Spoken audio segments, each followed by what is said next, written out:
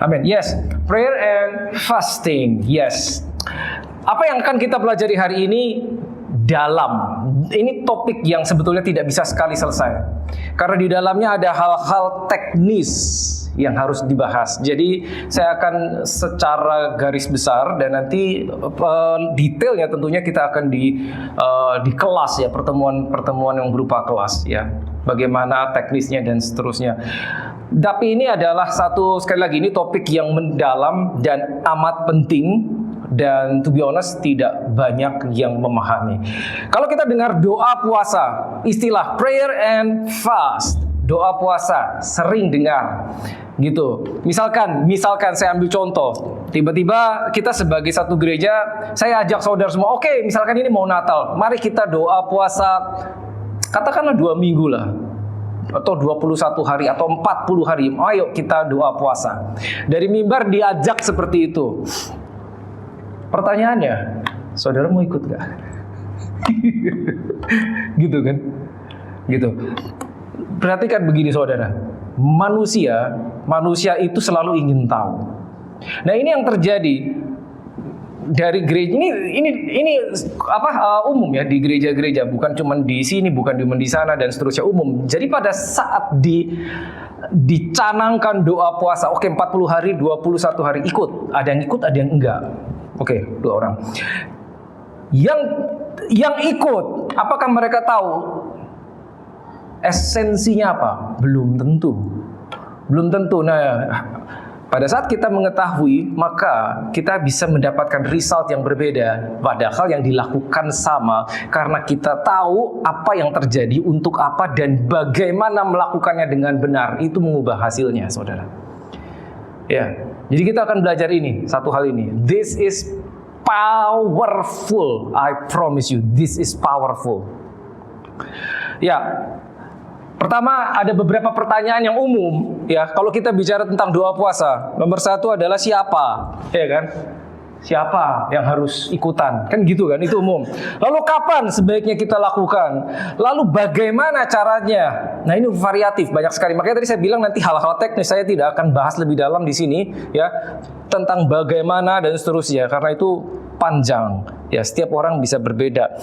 Lalu yang ini, apa yang terjadi? Ini penting sekali. Pada saat kita doa puasa, apa yang terjadi? Karena yang terjadi itu tidak terlihat. Ya, kita melakukan sesuatu, sering kali efeknya adalah in the spirit, belum terlihat di alam jasmani, tapi bukan berarti itu tidak terjadi sesuatu. Kita harus tahu itu, saudara.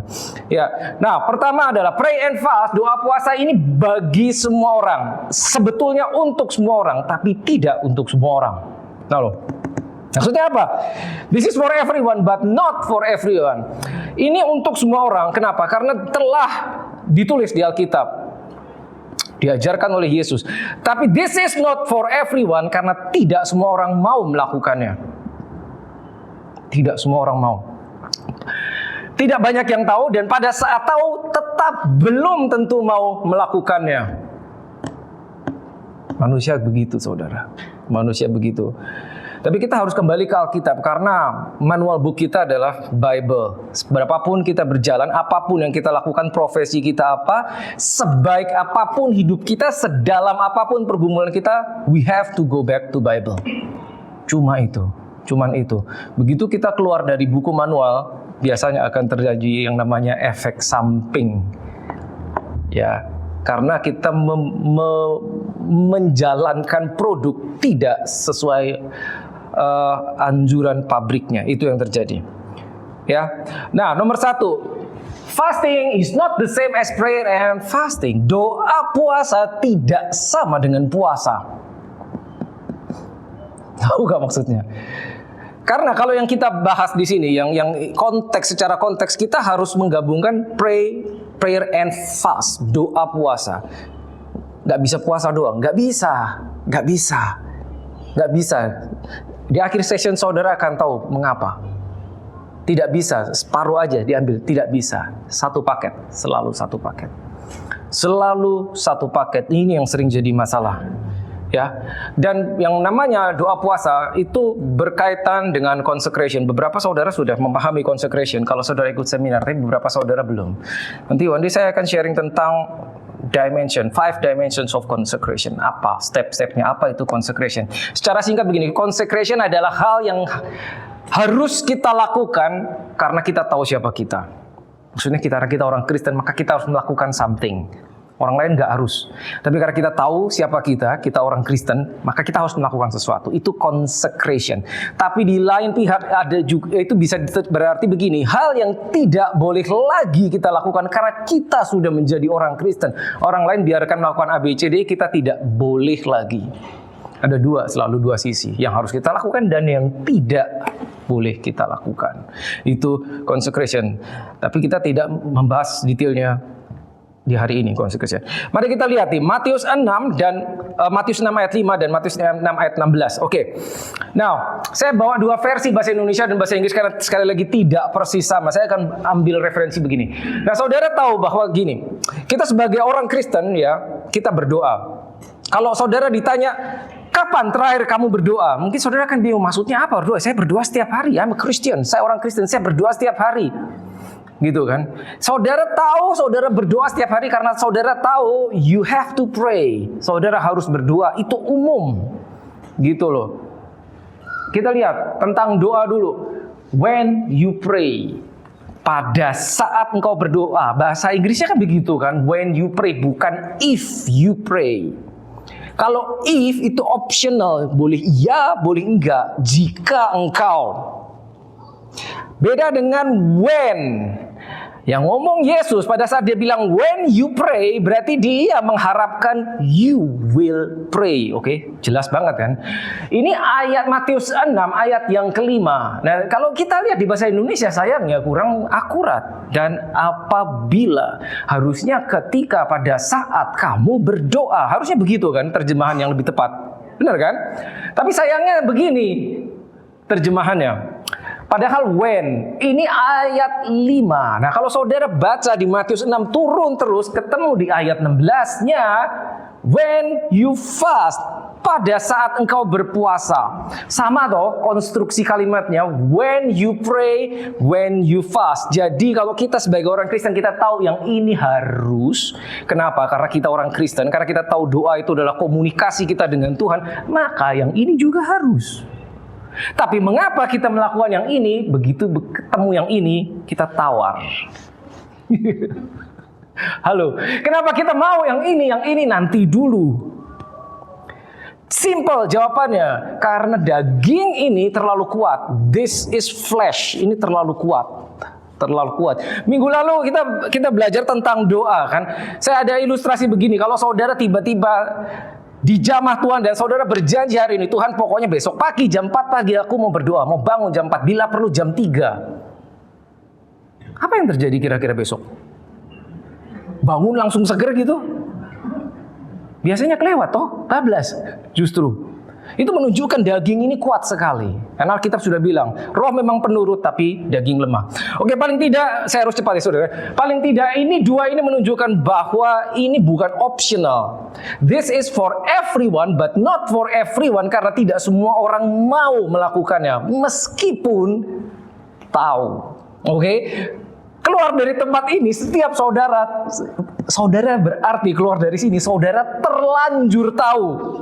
Lalu, terlanjur tahu tuh berarti kita tidak bisa memposisikan diri kita, sorry Tuhan, aku nggak tahu. Ngerti ya maksudnya ya? Kita di hadapan Tuhan udah nggak bisa ngomong gitu, karena saudara sudah terlanjur tahu. Oke? Ini berada di kategori yang sama, bahkan satu chapter, satu pasal. When you pray, when you fast. Tetap kita akan bertanya. Ya, oke kita lanjut. Oke, apa sih sebetulnya? Oke, ya, what is this? What is prayer and fast? Apa itu doa puasa? Nomor satu yang kita harus pahami ya. Dalam doa puasa itu adalah kita mematikan keinginan daging. That is number one. Mematikan keinginan daging karena pada saat kita berjalan sama Tuhan, apapun yang mau kita lakukan, nomor satu yang menghalangi kita adalah daging kita, kedagingan kita, your flesh. Karena itu sangat kuat dan terlalu kuat. Itu akan menghalangi. Tadi ya ilustrasinya, saudara besok mau janji sama Tuhan, misalkan Tuhan muncul tiba-tiba di sini Yesus, kita mengucapkan janji, semudah itu pula kita akan melanggar. Bukan karena kita jahat, bukan, but the flesh is too strong. Daging ini terlalu kuat.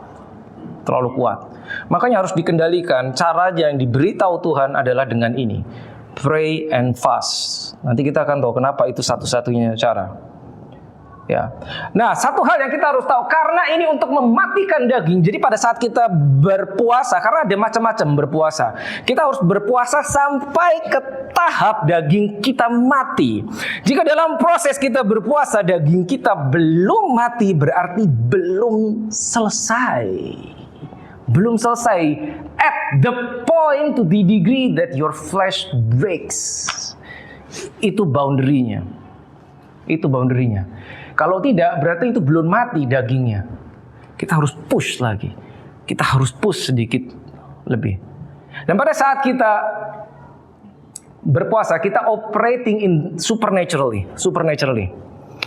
Ini bukan kegiatan jasmani, bukan. This is bukan religious, bukan. This is supernatural. 100% supernatural. Dan pada saat kita mulai berdoa puasa, dijamin dagingmu akan memberontak. Dijamin, pasti. But again, this is so powerful. Nah, bagaimana caranya? Pada saat kita berdoa puasa, kita menaikkan frekuensi doa kita. Oke, misalkan, let's do it. Mari kita doa puasa. Langsung kita berpikir, berarti saya stop makan saya, atau skip breakfast katakanlah. Satu meal kita skip. Misalnya, biasa makan pagi kita skip langsung. Nanti makan siang. Terus pada saat pagi sampai siang ngapain? Kalau nggak ngapa-ngapain, itu hanya fasting. That is not pray and fast. Nggak maksudnya saudara? Karena pada saat kita doa puasa, ini harus, yang ini nih, pray-nya ini harus. Nggak bisa kita cuma menyetop suplai makanan. Kita menyetop suplai makanan, maka daging kita menjadi lemah. Betul, itu membunuh kedagingan. Tapi membunuh kedagingan itu yang kita dapatkan adalah lapar. And that's it. Lapar doang, kelaparan doang. Nah, kita harus berada bukan cuma lapar, daging kita lemah, tapi spirit kita harus tambah kuat. Dua hal seperti itu. Ya, we are learning. Kita belajar. Bagaimana kita pada saat kita skip satu meal, misalkan pagi saudara skip breakfast, lalu saudara nanti siang makan karena pagi skip kan? Itu ngapain? You pray, increase your frequency of prayer. Naikkan doamu, naikkan pujian dan penyembahanmu lebih dari normal. Naikkan devotional time, baca firman Tuhan, praise and worship, dan doa. Itu baru benar. Makanya nggak gampang. Jadi kalau saya lagi sambil kerja gimana dong? Nggak bisa. Bukan nggak bisa, but it's not easy. Memang tidak mudah. Makanya saudara kalau buka di Alkitab, Yesus berpuasa 40 hari. Saudara tahu profesi Yesus apa sebelum dia mulai ministry? Apa? Tukang kayu, gergaji lah, makpalu, mau pembikin meja, tukang kayu. Bayangkan tukang kayu.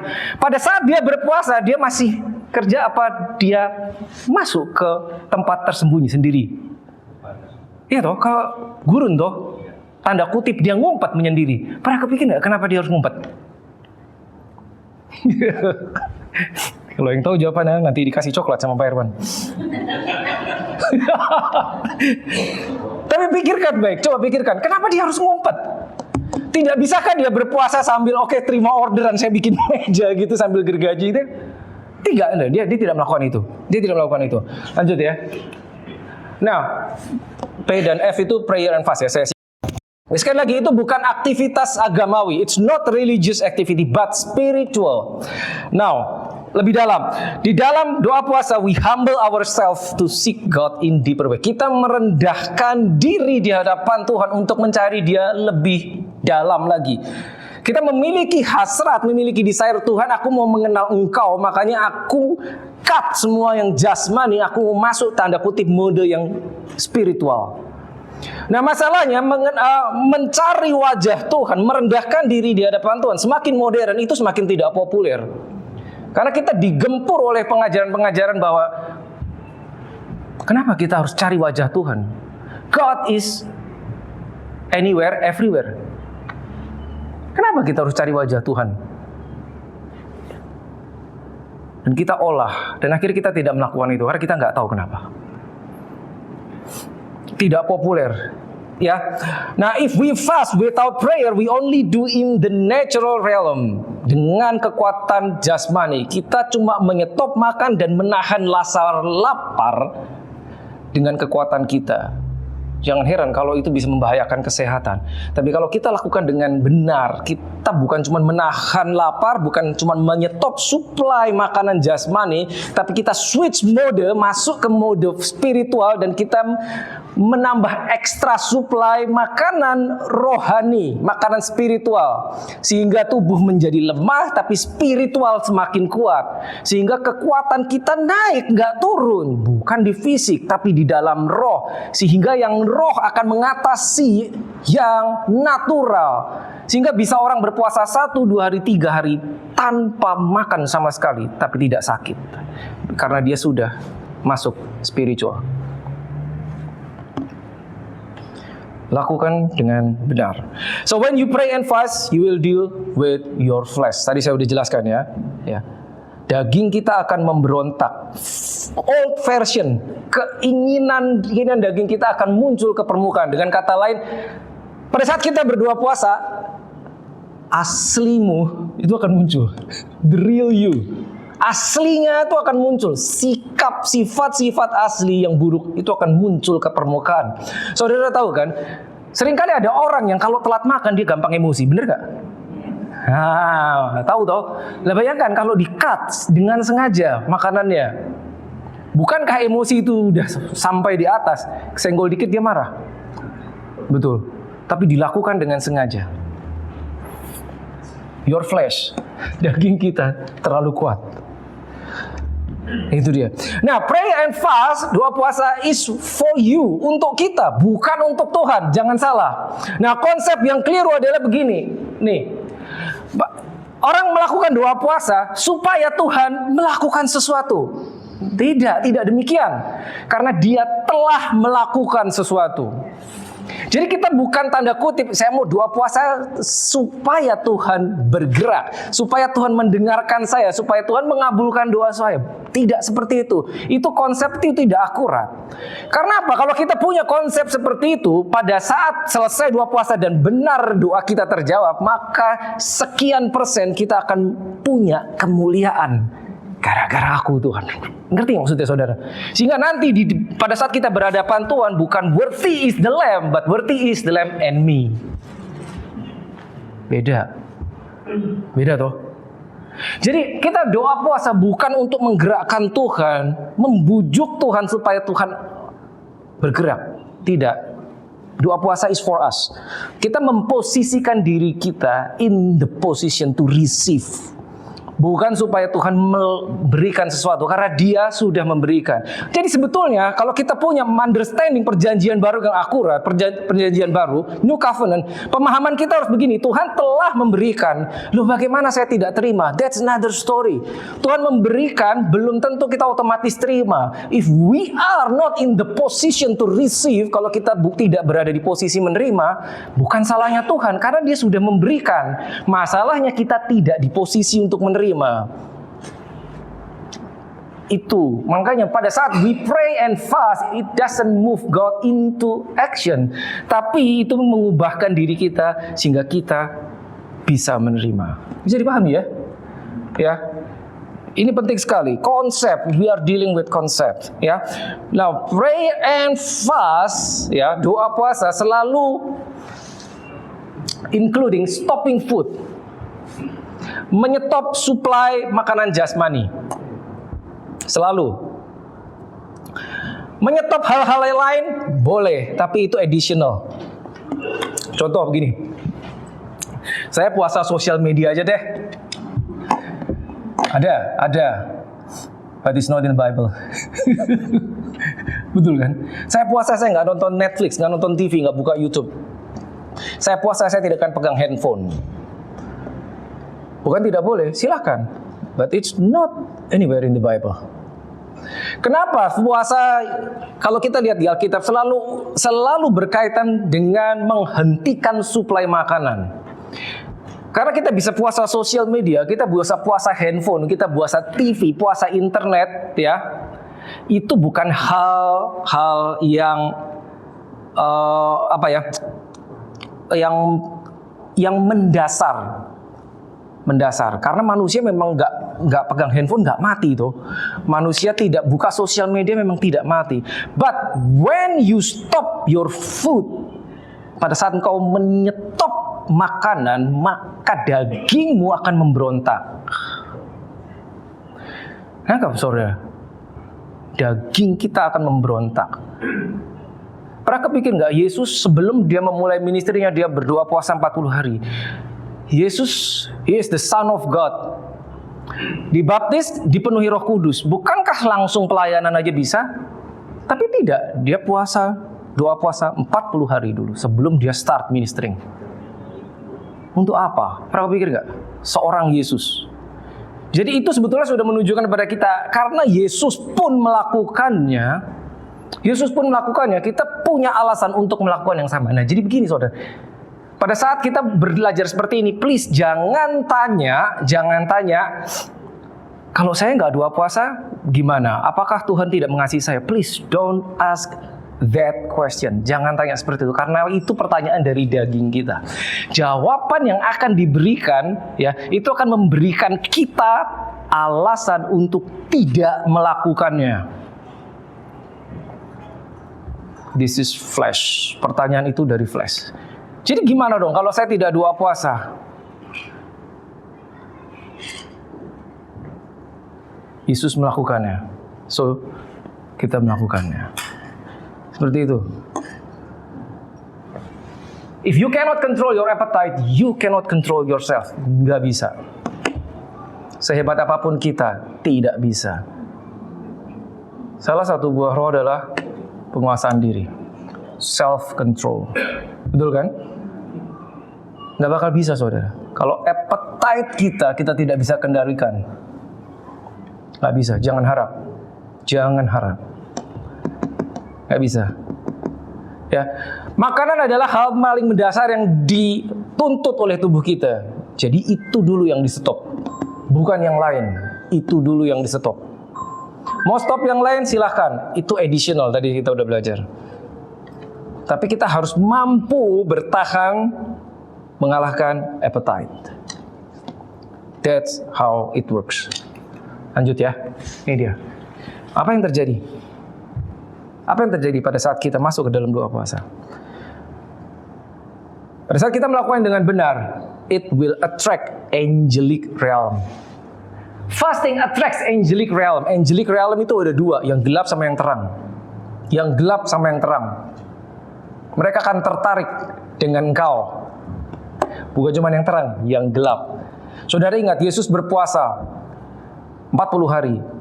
Habis itu, yang dia jumpai pertama kali siapa? Dia ketemu siapa dulu? Nomor 1. Iblis toh. Iblis yang datang duluan. Bukan malaikat dulu, iblis dulu datang. Malaikat akhirnya datang juga. Nah, ini ada yang aneh. Matius 4 ayat 1-3. Mari kita baca. Ini cerita, kita tahu semuanya ya. Yesus berpuasa 40 hari in the wilderness. Lalu muncul si iblis. Makanya saya bilang, doa puasa itu menarik realm, angelic realm. Kenapa? Saya jelaskan begini, kenapa? Karena sebagai manusia kita terdiri dari roh, jiwa, dan tubuh. Pada saat kita berpuasa dan berdoa dengan benar, maka tubuh kita lemah dan roh kita menjadi lebih kuat. Karena roh kita menjadi lebih kuat, sehingga apapun yang kita lakukan di dalam roh akan menuai reaksi dari roh-roh lain di sekeliling kita. Itu sebabnya. Ya, nah ini ada yang aneh. Matius 4 ayat 1 sampai 3. Ini cerita tentang Yesus waktu berpuasa. Oke, mari kita baca. Maka Yesus dibawa oleh Roh ke padang gurun untuk dicobai iblis. Coba perhatikan. Maka Yesus dibawa oleh siapa? Holy Spirit toh. Ini habis dibaptis kan dia, Roh Kudus turun atas dia, langit terbuka, ada suara, inilah anakku yang kukasihi, betul kan? Setelah dibaptis dia tidak langsung mulai pelayanannya, tapi ini yang terjadi. Maka Yesus dibawa oleh Holy Spirit ke padang gurun untuk dicobai iblis. Lanjut dulu ya. Dan setelah berpuasa 40 hari dan 40 malam, akhirnya laparlah Yesus. Lalu datanglah iblis, si pencoba itu, dan berkata kepadanya, jika engkau anak Allah, perintahkanlah supaya batu ini menjadi roti. Tapi ini yang mengganggu ini. Maka Yesus dibawa oleh Roh Kudus ke padang gurun untuk dicobai. Ini ayat ini menimbulkan tanda tanya, dan seringkali kita salah artikan begini. Sebentar. Apakah Bapa di surga perlu minta bantuan iblis untuk mencobai anaknya? Wait. Yesus dibawa oleh Roh ke padang gurun untuk dicobai iblis. Coba renungkan baik-baik. Apa seperti itu? Seakan-akan, oke, ini anakku sudah memulai pelayanannya, dia sudah dipenuhi Roh Kudus, lalu Bapa di sorga uji dulu. Lalu dia minta tolong sama iblis, iblis tolong dong uji anakku. Apa kayak gitu? Enggak gitu. Bapa tidak perlu minta tolong sama iblis untuk mencobai anaknya. Jadi kita lihatnya begini perspektif kita. Pada saat kita masuk 2 puasa dengan benar, gak usah diundang, yang ini akan datang sendiri. Gak usah diundang, dia akan datang. Karena dia akan tertarik dengan apa yang kita lakukan in the spirit pada saat roh kita semakin kuat. Karena dia akan terancam pada saat kita semakin kuat. Jadi dia gak usah diundang, dia datang sendiri. Dan kalau kita lihat. Berpuasa 40 hari dan 40 malam, akhirnya laparlah Yesus. Lapar toh? Udah. Lalu datanglah iblis. Jadi iblis akan datang di saat terendah, di poin terendah kondisi kita. Pada saat saudara masih kenyang, dia nggak datang mungkin. Tapi begitu lapar, begitu kesenggol dikit gampang marah.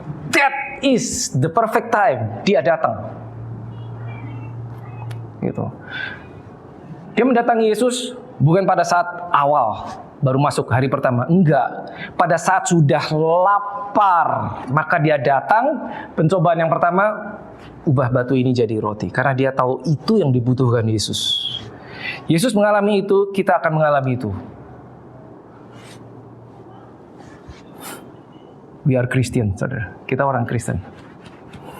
Kita harus tahu. Tapi seperti tadi dibilang, fasting will attract angelic realm, bukan yang gelap, tapi yang terang juga. Kalau kita lihat ayat 11-nya. Then the devil left him, and behold, angels came and ministered to him. Malaikat juga datang. Dari sini kita harusnya sudah tahu, ini 100% spiritual, bukan sesuatu jasmani. Tidak. Yang gelap datang, yang terang datang. Ya, next ya.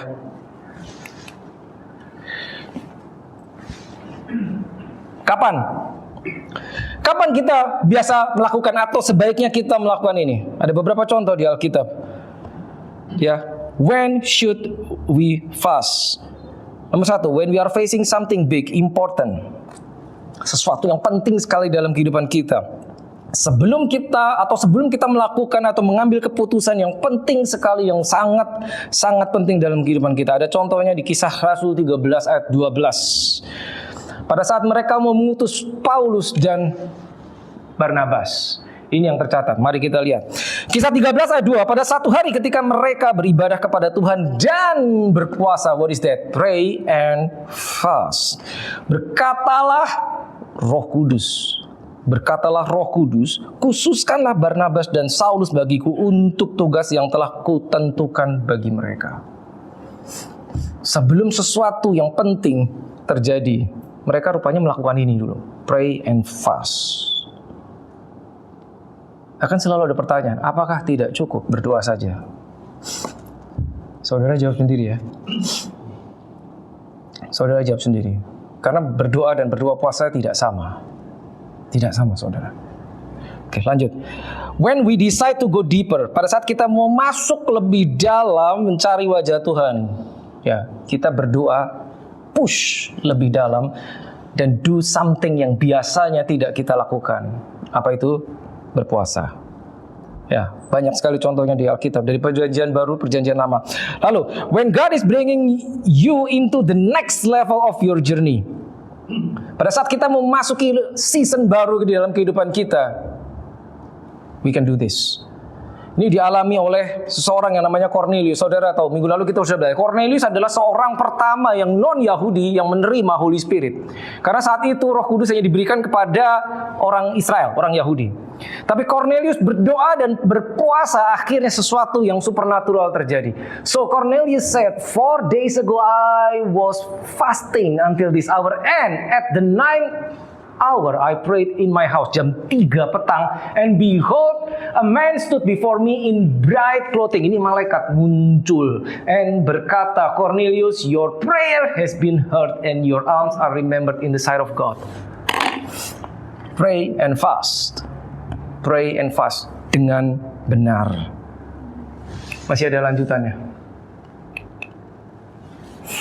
Pada saat kita merasa takut, anxiety, depression, under pressure, atau pada saat kita sudah merasa kering dan kita mau kembali to regain our capacity in the spirit, pray and fast.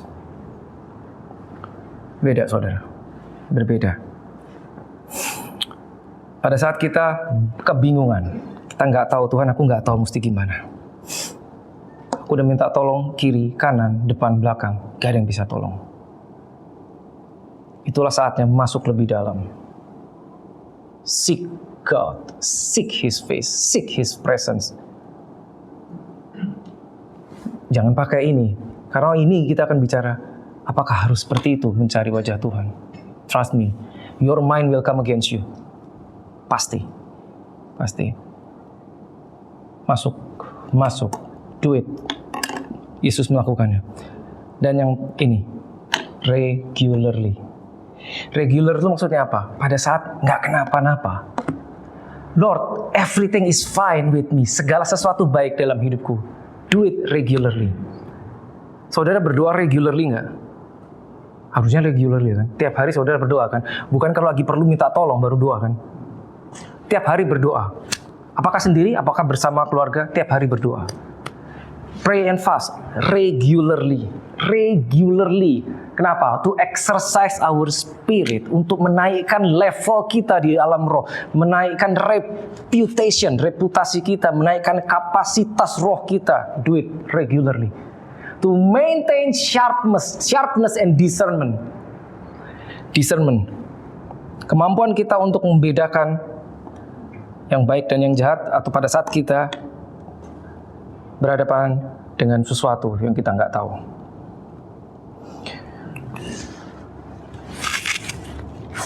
Oke, saya harus skip yang ini karena nggak cukup waktunya.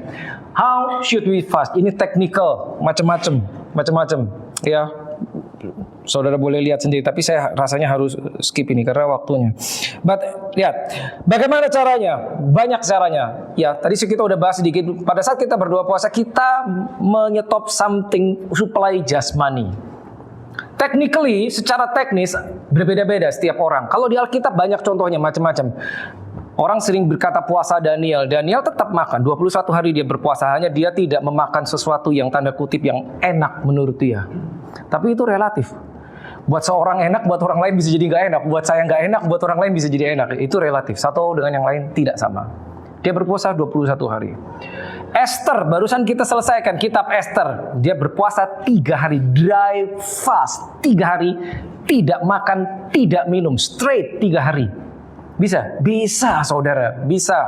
Saya tahu sudah ada pernah yang melakukan ini. Di ruangan ini saya tahu orangnya. Saya nggak usah sebut namanya. Bisa. Gitu. Kenapa sampai dia memutuskan seperti itu? Karena yang dihadapi terlalu genting. Seluruh bangsa terancam dimusnahkan. Saudara ingat kan ceritanya kalau saudara baca kitab Esther? Maka dia mencanangkan puasa, bukan dia saja tapi sama rakyatnya. Esther adalah ratu. Diajak, ayo kita berpuasa mencari wajah Tuhan, karena ini terlalu genting kondisinya. 3 hari cut makanan, cut air, tidak makan, tidak minum. Ya, macam-macam ya jenisnya doa puasa. Tapi sekali lagi, yang paling umum adalah misalkan orang skip breakfast. Ya, tapi sekali lagi itu tidak bisa digeneralisasikan. Contohnya misalkan saya jarang makan pagi, saudara. Saya jarang makan pagi. Jadi buat saya skip breakfast. Kita oke, puasa sampai jam berapa? Pak, misalkan dari malam habis makan malam, habis itu nggak makan lagi. Ya, pagi kita nggak makan, baru nanti jam 1 atau jam 12 siang makan. Itu kan skip breakfast toh, betul kan? Karena kalau misalkan saya nggak biasa makan pagi, saya melakukan itu. Buat orang lain mungkin puasa, but that's not for me. Buat saya mungkin nggak ya, karena kamu udah biasa. Ngerti nggak? Ingat yang tadi ya, kita harus sampai titik di mana daging kita breaks, daging kita memberontak. Kalau belum memberontak daging ini, itu belum kelar puasanya. Gitu. Tapi ada orang yang begitu skip breakfast aja dia udah gemeteran. Ada baru skip breakfast aja dia udah marah-marah gampang. Nah, udah itu. Mungkin buat dia itu berat. Gitu loh. Sekali lagi itu teknis ya. Teknis. Ya. Dan kita bisa meningkatkan. Oke, mungkin dari sampai jam 11 kalau nggak kuat, habis itu oke bisa naikin sampai jam 12. Oh, udah bisa naikin jam 1. Jadi itu perlu latihan. Jangan langsung straight hit langsung, no food seharian. Itu yang saya bilang itu bisa membahayakan kesehatan. Tapi sekali lagi itu teknis ya. Ini mungkin tidak akan saya bahas secara detail. Tapi ada satu yang mungkin yang harus kita lihat. Lihat ini dia. Ini Yesus cerita. Matius 17. Background cerita ini adalah begini. Suatu hari Yesus membawa Petrus, Yakobus dan Yohanes naik ke atas bukit. Dan saudara tahu ceritanya itu the Mount of Transfiguration. Di atas bukit Yesus berubah rupa dan muncul Musa dan Elia. Ingat cerita itu ya. Di situ tidak ada semua murid, hanya Petrus, Yakobus, Yohanes 3. Berarti 9 orang ditinggal di bawah, betul kan? Di atas diajak dan mereka melihat, menyaksikan ada Musa muncul, Elia muncul. That was in the spirit. Kenapa? Musa dan Elia muncul ngomong sama Yesus. Emang mereka kenal kayak gitu kan? Tapi benar itu bisa muncul gitu. Nah, singkat cerita 9 orang ditinggal di bawah. Lalu saat mereka Petrus, Yakobus dan Yohanes sama Yesus di atas bukit, di bawah terjadi sesuatu. Yang sembilan mengalami sesuatu, yaitu apa? Ada seorang ayah membawa anaknya yang sakit kerasukan setan, terpengaruh roh jahat, dibawa kepada murid-muridnya supaya murid-muridnya membebaskan atau menolong atau menyembuhkan, tapi tidak berhasil. Nah, itu background ceritanya. Nah, lalu kita baca sekarang. Matius 17 ayat 16 sampai 21. Ini si ayah berkata demikian kepada Yesus karena sudah bawa anaknya kepada muridnya. Aku sudah membawanya kepada murid-muridmu, membawa anaknya, tetapi mereka tidak dapat menyembuhkannya. Maka kata Yesus, hai kamu angkatan yang tidak percaya dan sesat. Coba ini ngomong sama siapa Yesus? Hai kamu angkatan yang tidak percaya, itu ditujukan kepada siapa? Bukan kepada orang banyak, kepada muridnya. Direbuke muridnya, bukan orang banyak. Hai kamu angkatan yang tidak percaya dan sesat, berapa lama lagi aku harus tinggal di antara kamu? Berapa lama lagi aku harus sabar terhadap kamu? Bawalah anak itu kemari. Ya kan? Kita ingat ya ceritanya, tadi nggak bisa muridnya. 18, dengan keras Yesus menegur dia, ya, the spirit behind, di balik anak itu. Lalu keluarlah setan itu daripadanya dan anak itu pun sembuh seketika itu juga. Oke, lanjut ya. 19. Kemudian murid-murid Yesus datang dan ketika mereka sendirian dengan dia, bertanyalah mereka, mengapa kami tidak dapat mengusir setan itu? Coba perhatikan baik-baik. 9 orang. Pada saat ada orang kerasukan setan dibawa, mereka berusaha mengusir, tidak berhasil. Mereka bukan coba-coba, saudara. Ini bukan pertama kali mereka melakukan itu. Ya, kalau kita lihat, paling tidak di Matius 10, saudara tahu mereka sudah pernah diutus Yesus untuk melakukan tugas. Ya, heal the sick, raise the dead, cleanse the lepers, cast out demons. Mereka sudah pernah melakukannya. Sehingga pada saat ada yang satu orang ini, mungkin mereka pikir, oh ini toh sama, mari kita lakukan. Tapi ternyata tidak berhasil. Ya ingat ya, mereka bukan coba-coba. Mereka sudah pernah melakukannya. Dan mereka bertanya akhirnya, kenapa kok kami gak bisa? 20, iya Yesus berkata kepada mereka, karena kamu kurang percaya. Bahasa Inggrisnya harusnya lebih bagus, lebih tepat. Because of your unbelief. Because of your unbelief. Mereka punya iman, oleh karena itu mereka berani melakukannya. Tapi pada saat yang bersamaan mereka mau bertindak dengan iman, ada satu unsur lagi yang masuk ke dalam diri mereka, yaitu unbelief. Jadi kita bisa punya iman dan unbelief pada saat yang sama. It's in the Bible. Sebab itu aku berkata kepadamu, sesungguhnya sekiranya kamu mempunyai iman sebesar ini terkenal ya, sebesar biji sesawi saja, kamu dapat berkata kepada gunung ini, pindah dari tempat ini ke sana, maka gunung ini akan pindah. Dan tak ada yang mustahil bagimu. Nah, yang terakhir, perhatikan yang terakhir, ayat 21. Ini kontroversial, ayat 21. Jenis ini tidak dapat diusir kecuali dengan doa dan puasa. Saya sudah pernah share ini pada saat itu di seri tentang faith. Faith and unbelief. Jenis ini tidak dapat diusir kecuali dengan berdoa dan puasa. Kenapa ini kontroversi?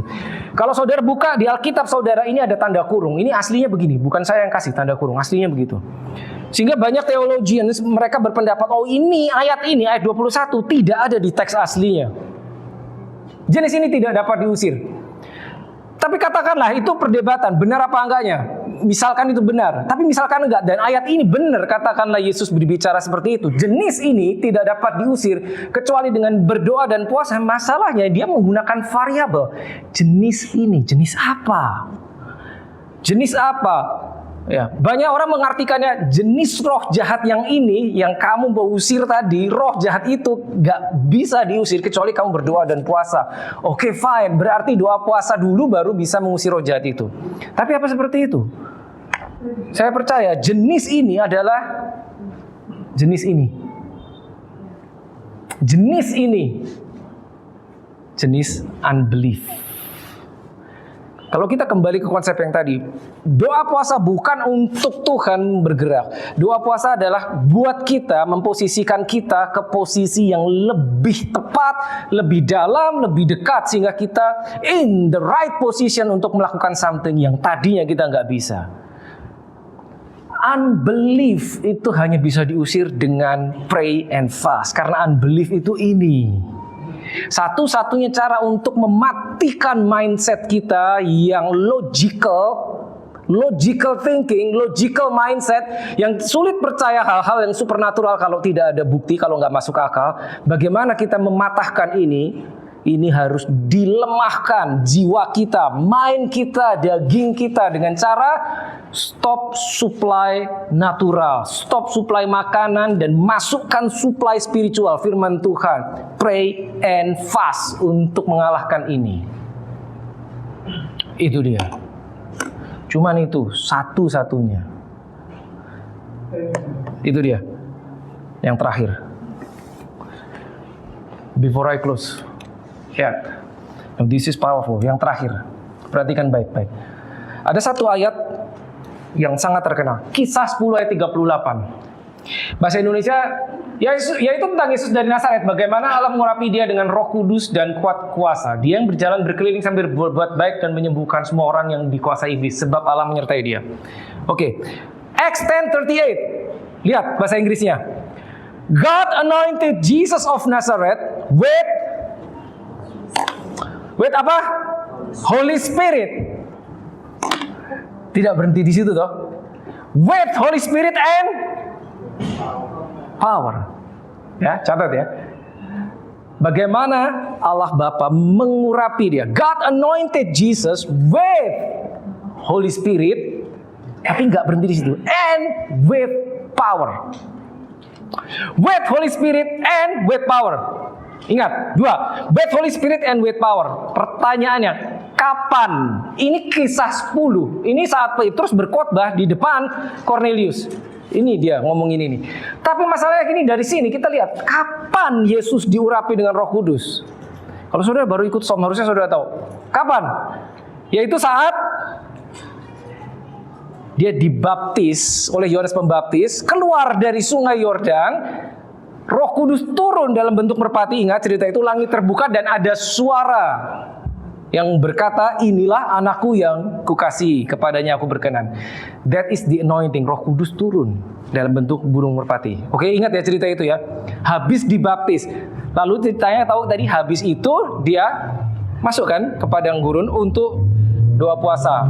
Ya kan? Diurapi dengan Roh Kudus. Masalahnya diurapi dengan power itu kapan? Kapan?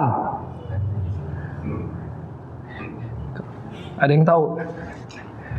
Ada yang tahu dapat coklat lagi nih.